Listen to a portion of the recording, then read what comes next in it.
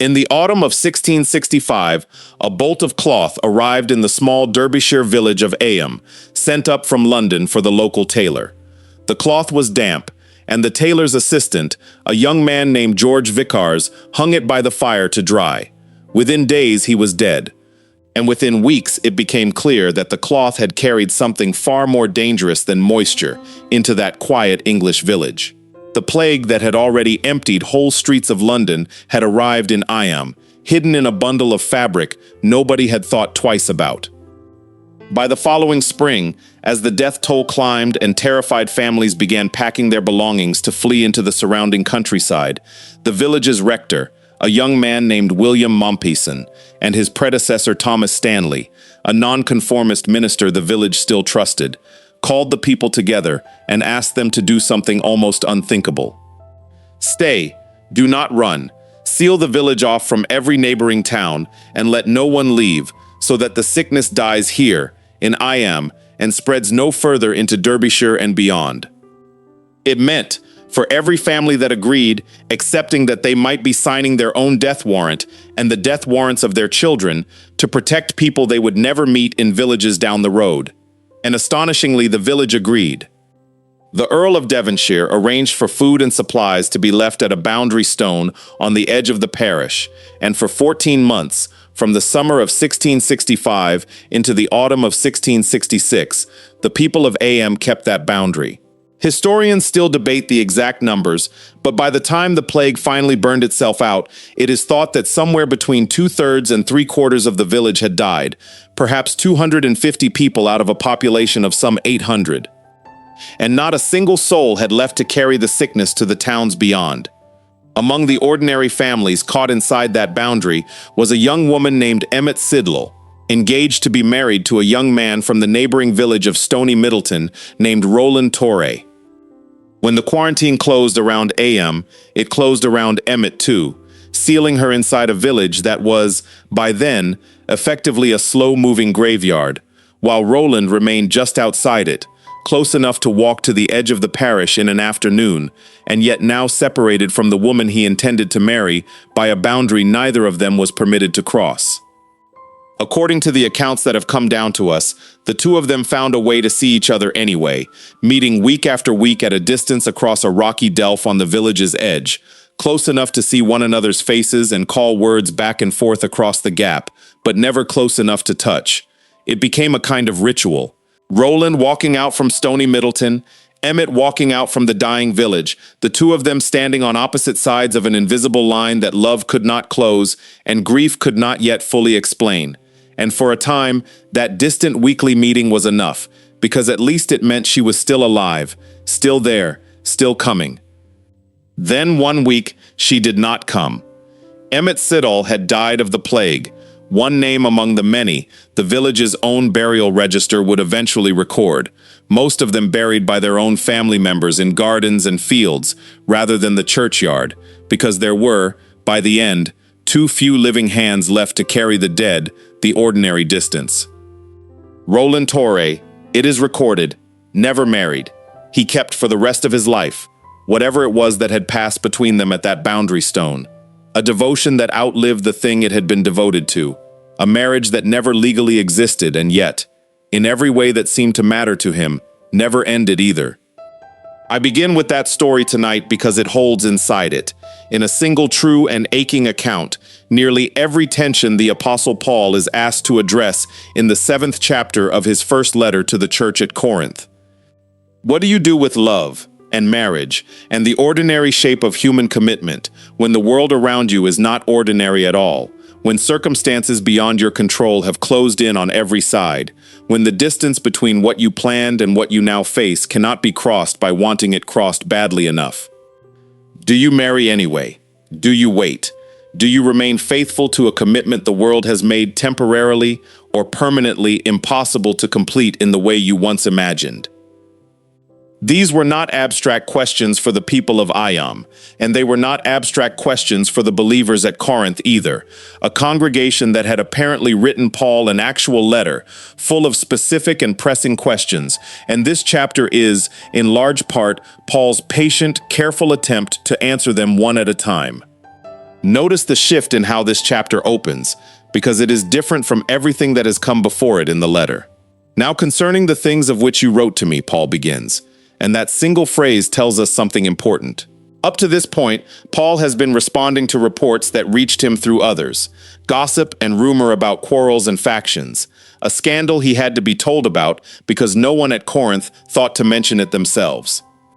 Now, for the first time, he is holding an actual letter the church itself composed and sent to him, a list of questions they wanted answered, and the very first question on that list appears to have concerned marriage, and specifically whether marriage itself and the physical intimacy that belongs to it was something the truly spiritual believer ought to avoid altogether.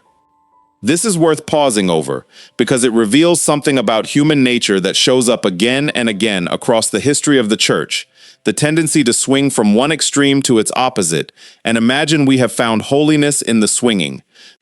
In the 2 chapters just before this one, Paul had to confront a congregation tolerating open, unrepentant sexual immorality in its own membership, a congregation so relaxed about physical sin that it had grown proud of its own tolerance.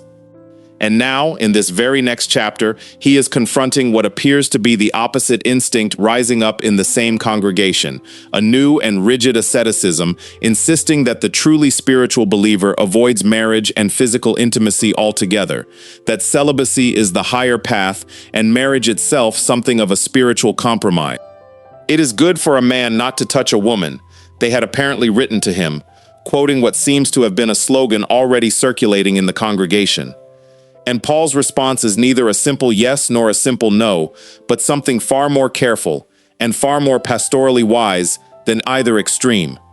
Nevertheless, because of sexual immorality, let each man have his own wife, and let each woman have her own husband, Paul writes, and immediately grounds marriage, not as a lesser concession for the spiritually weak, but as God's own good and legitimate provision for human beings as they actually are, not as we might wish to imagine ourselves to be.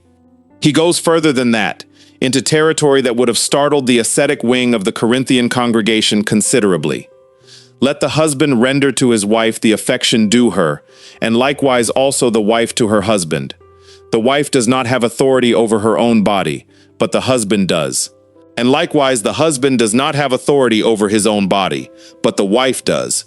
Do not deprive one another, except with consent for a time, that you may give yourselves to fasting and prayer, and then come together again, so that Satan does not tempt you because of your lack of self-control. Notice the remarkable mutuality woven into this instruction. In a world where a wife's body was very often treated as simply belonging to her husband's household, with little thought given to her own claims within the marriage, Paul insists on a genuinely reciprocal obligation. Each spouse belonging to the other, each spouse's needs and claims within the marriage bed treated as equally binding. This was never Paul reluctantly permitting marriage as a lesser good. This was Paul insisting that within marriage, physical intimacy is a real and mutual gift, not a spiritual liability to be minimized by either partner acting unilaterally, even under the guise of extra devotion. And then Paul says something that has been misunderstood by careless readers for 2,000 years and deserves to be heard exactly as carefully as he intended it. I say this as a concession, not as a commandment, for I wish that all men were even as I myself, but each one has his own gift from God, one in this manner and another in that. Paul is not saying marriage is a concession to weakness. Read again what comes just before it. In the flow of the passage, he has been talking about how believers should conduct themselves within marriage, and the concession he refers to is not marriage itself, but the temporary abstinence for prayer he has just described.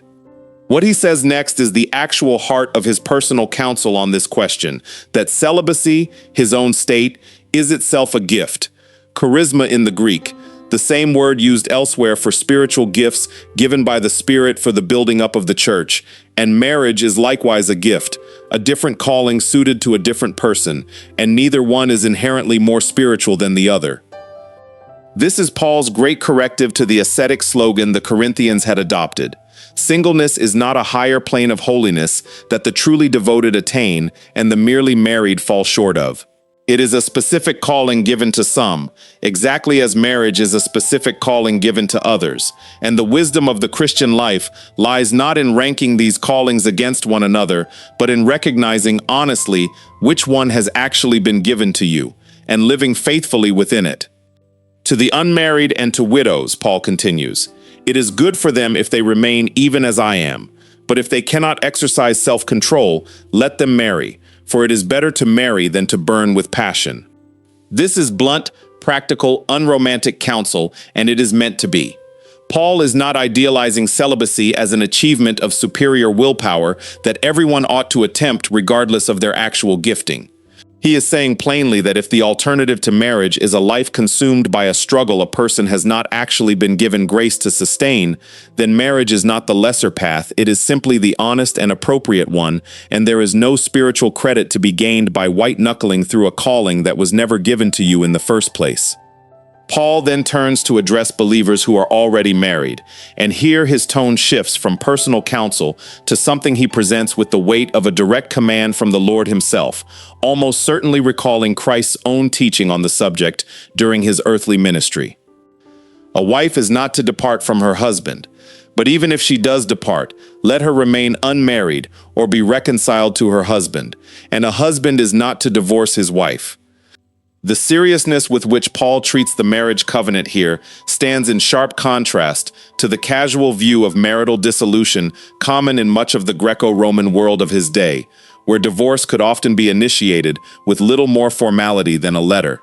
For Paul, and for the Lord whose teaching he is echoing, marriage is not a provisional arrangement to be dissolved whenever it becomes inconvenient or difficult. It is a covenant, and covenants, in the biblical imagination, are not things to be walked away from lightly, precisely because they mirror, however imperfectly, the covenant faithfulness of God himself toward his people. But then Paul addresses a situation Christ had not directly spoken to during his earthly ministry. And here Paul says plainly, "To the rest I, not the Lord, say," signaling honestly that what follows is his own spirit-guided apostolic counsel applied to a genuinely new situation rather than a direct quotation of dominical teaching. This new situation is the mixed marriage, a believer married to an unbeliever, almost certainly a common circumstance in a young, first-generation church where converts were being won one household member at a time rather than whole families converting together. If any brother has a wife who does not believe and she is willing to live with him, let him not divorce her. And a woman who has a husband who does not believe, if he is willing to live with her, let her not divorce him. This is remarkably countercultural counsel for its time, when many ancient religious systems would have simply insisted that a believer separate entirely from an unbelieving spouse to avoid contamination or divided loyalty. Paul instead calls for the marriage to continue, and grounds it in a theological claim that must have startled his original readers. For the unbelieving husband is sanctified by the wife, and the unbelieving wife is sanctified by the husband. Otherwise your children would be unclean, but now they are holy. Paul is not suggesting the unbelieving spouse is thereby personally saved through marriage alone. His own words a few verses later make clear that salvation remains a live, open question for that spouse. How do you know, O wife, whether you will save your husband? Or how do you know, O husband, whether you will save your wife? Rather, he is describing something like a covering, a set-apart quality the believing spouse's presence brings into the marriage and household, so that the family unit itself is not something to be fled from as spiritually contaminating, but rather a space where the believing partner's faithful presence continues to do quiet, patient, redemptive work. It is worth pausing on the mixed marriage counsel a little longer, because it remains one of the most immediately practical portions of this whole chapter for believers today, and it is easy to move past it too quickly on the way to the more dramatic imagery of plague villages and prophetesses in the temple. Every generation of the church has included believers who came to faith after marriage, sometimes years or decades after, while a beloved spouse did not. And the anxious question that naturally follows, whether such a marriage should now be treated as somehow spiritually compromised or in need of dissolution, is exactly the question Paul is addressing here, and he answers it with striking, deliberate gentleness. He does not tell the believing partner to view the marriage as a wound to be endured until an unbelieving spouse either converts or the marriage mercifully ends. He tells them the household itself is set apart, made holy by their own faithful presence within it, and that patient, ordinary faithfulness inside that home, faithfulness in the dishes done and the meals shared and the quarrels forgiven and the years accumulated side by side, is not a lesser Christian life lived in the shadow of a more urgent one elsewhere. It may in fact be the very instrument God intends to use to reach the person that believer loves most in all the world. How do you know, wife, whether you will save your husband? Paul leaves the question open, unresolved, because it must remain open, but he refuses to let the believer treat their own marriage, in the meantime, as anything less than a sacred and hopeful assignment.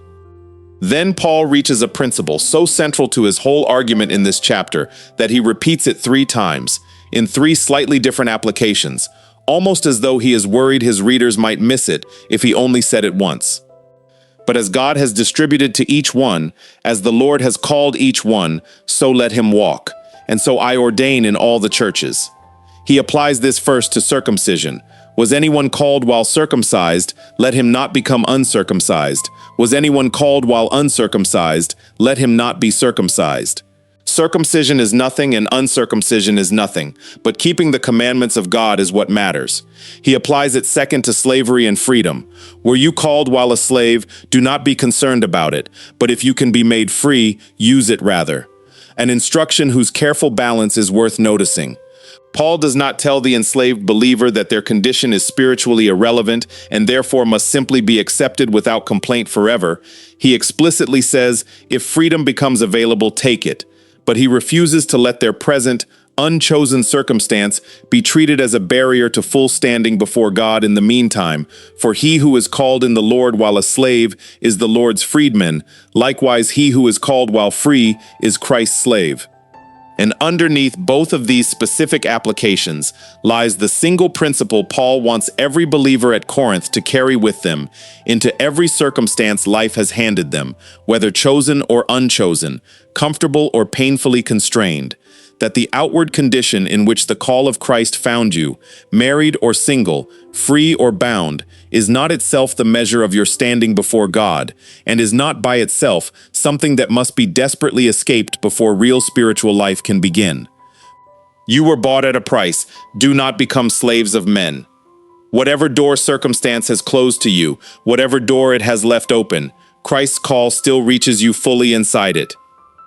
This is the theological ground beneath the more specific, and admittedly more historically situated, counsel Paul gives next concerning virgins, unmarried young men and women. I think this is good, because of the present distress, that it is good for a man to remain as he is.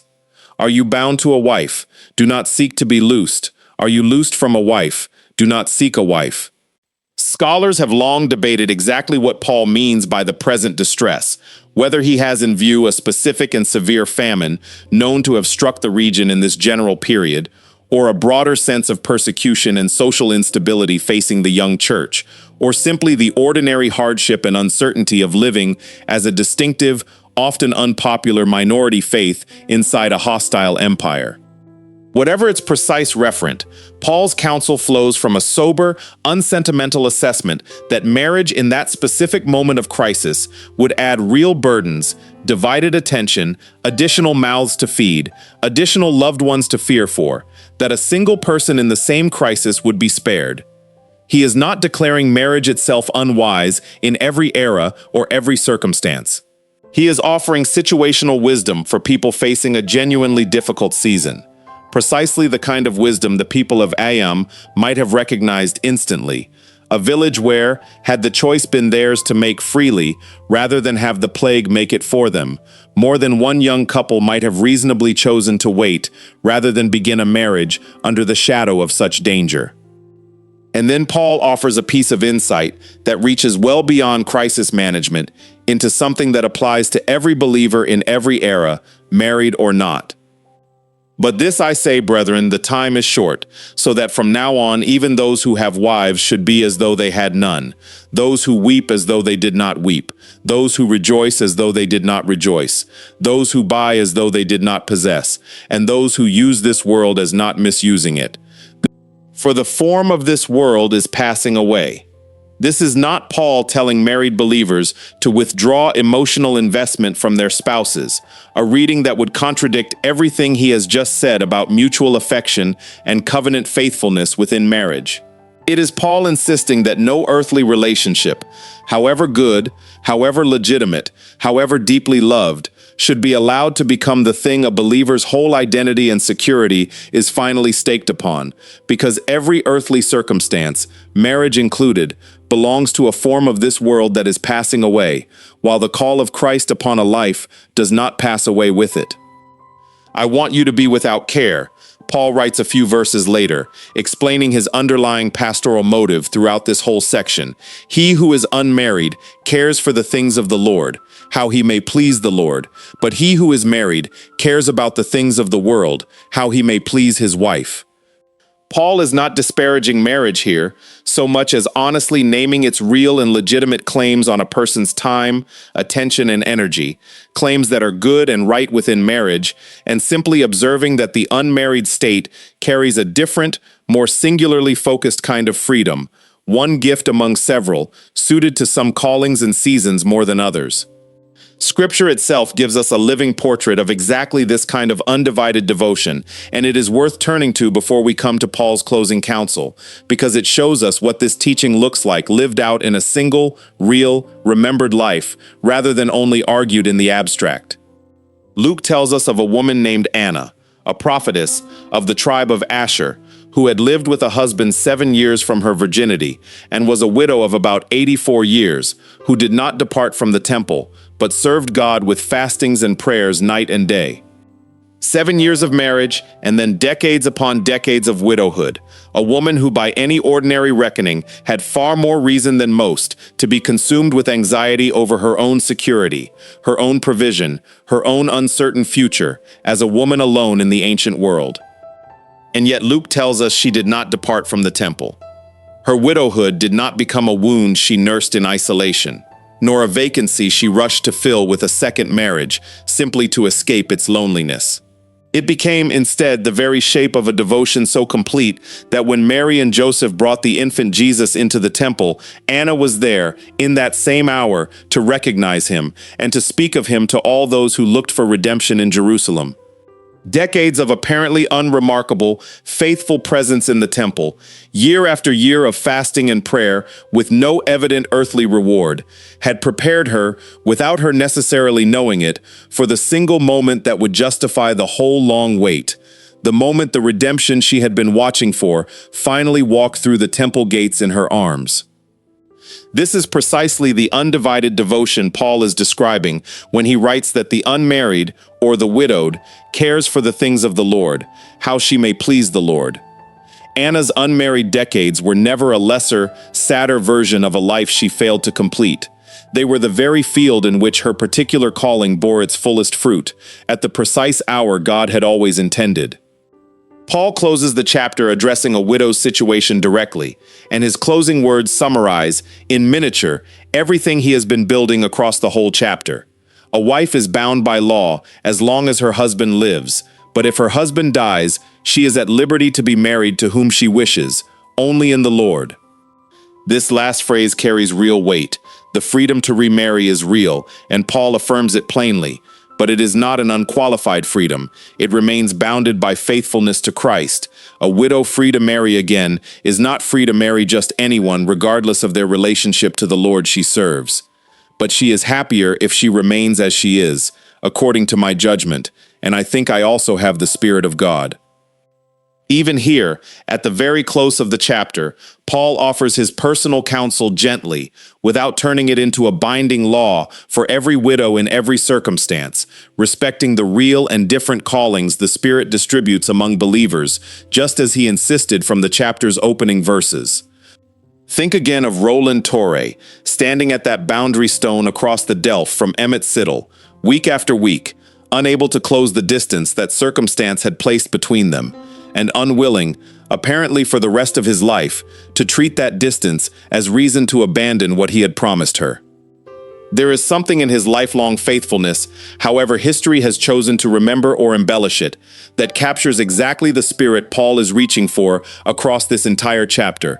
Not a romanticized indifference to circumstance, and not a desperate insistence on forcing circumstance to bend to our own plans regardless of the cost, but a settled, faithful contentment within whatever calling and condition a person actually finds themselves in. Married or unmarried, free or constrained, in seasons of peace or seasons of present distress, trusting that the call of Christ reaches fully into every one of those conditions and asks, in each of them, the same patient faithfulness. The form of this world was passing away all around the people of Eyam that terrible year, more completely and more visibly than most of us will ever have to watch it pass, and yet inside that passing, ordinary human commitments, a promise made, a faithfulness kept, a love that did not require its fulfillment to remain real, continued to matter, continued to mean something no plague and no boundary stone could finally take away. This is the settled, undramatic, deeply practical wisdom Paul hands the church at Corinth in this chapter, and hands us still, that whatever door your own circumstances have opened or closed, married or single, comfortable or constrained, the call you actually received is sufficient, and faithfulness within it, not escape from it, is where the deepest freedom is finally found.